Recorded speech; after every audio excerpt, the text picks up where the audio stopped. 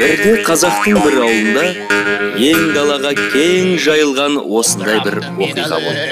Оны жұрт әзіл күлкі етіп бір-біріне айтады. Бұл былай болды. Ауылда бір бай өмір сүрді. Ол бай ән шырқауды қатты ұнатады. Дауысы зор болғанымен апашшы, жағымсыз екен. Таң атқаннан кешке дейін жұрт байдың жаман әндерін тыңдауға мәжбүр болады. Ал тыңдасаң, ақша төле. Байдың тегін ән айтқысы келмейді екен. Әліңді тыңдаған жоқпын. Онда өткен аптада қарызға берген 5000 теңгемді қайтар. Мақ, одан да тыңдаған әніңе төлейін. Тыңдасаң да, тыңдамасаң, ұнатсаң да, ұнатпасаң да, бәрі бір төле. Байдың әдеті сондай. Бірде ауыл маңынан алдар көсі өтіп бара жатыр. Біреудің ащы дауысын естіп, бақырып жатқан кім екен деп жақындайды. Ақшаларың кәнекей.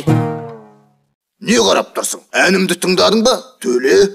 Ақшамды үйде қалдырғанымды қараш. Маған бәрібір. Әнімді тыңдадың ғой. Енді төле. Төлемесең қарызыңды өтемегенше қойымды бақтырып қоям. Тамаша, келістім. Енді күні бойы сенің керемет әніңді тыңдап жүрем. Мақұл, бірақ онда қарызың күннен күнге жамала береді. Сен үшін тегін ән айтады деп пе едің? Ой, өте жақсы. Өмір бойы қойыңды бағып, сенің ғажап даусыңды тыңдап жүрем. Рас па? Кімсің өзі?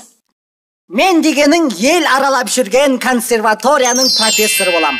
Ұзақ жылдар бойы атақты адамдармен араласып жүрдім.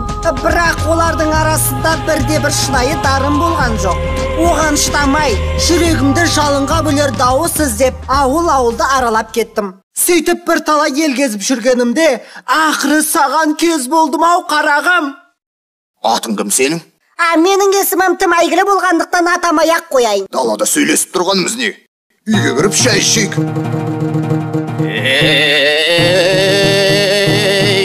Дастархан тұр жайылып, қонағыма сай болып, тыңдай берді әнімді, болсын сөзің тек дәмді.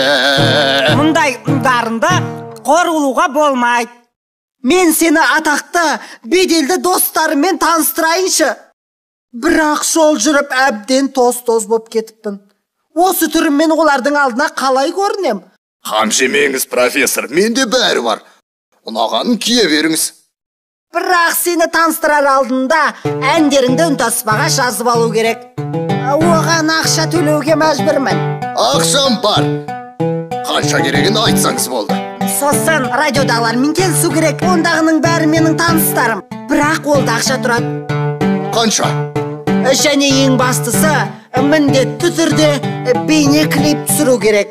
Менің бір танысы режиссерім бар. Ал содан телевизиядағыларға ақша төлеп, сенің бейне клиптеріңді күні-түні көрсететіндей қыламыз. Бірақ онысы да көл-көсір ақша тұрады. Қанша керегін айтыңыз.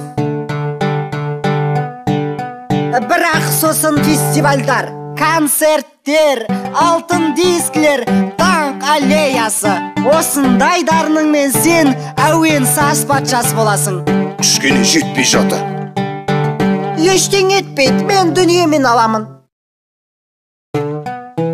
Енді мен барып бәрін төлеп, істің бәрін тындырып, ертең қайтып келемін. Ұзаққа кідірмеңіз, профессор. Сізді асыға күтемін. Бір жұма тез болам.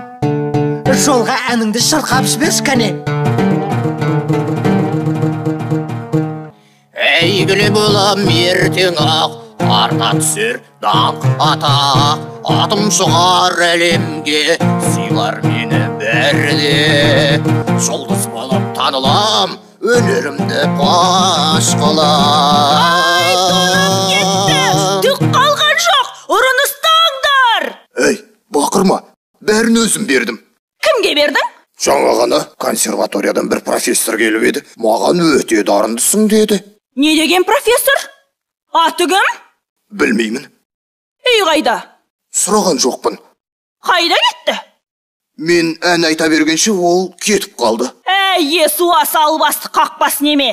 Әндерің де түкке тұрмайды. Даусың да жағымсыз ащы. Қанша жыл бойы ұлуыңа шыдағаным бекер болды ма? Бір күннің ішінде бар дүниемнен айырылдым. Міне саған соңғы берер ду қол шапалағым. Алдар көсе байдың дүниесін жұртқа таратып, үлестіріп берді. Бай болса үйіне әйгілі алдампаз Алдар көсе келгенін бірнеше күннен кейін ғана аңғарған. Жұрт бай туралы ертегі шығарып, енді бүкіл әлемге жайып айтатын болады. Осылайша бай атақты болып шықты. Бірақ содан бері ән айтуды қойған екен.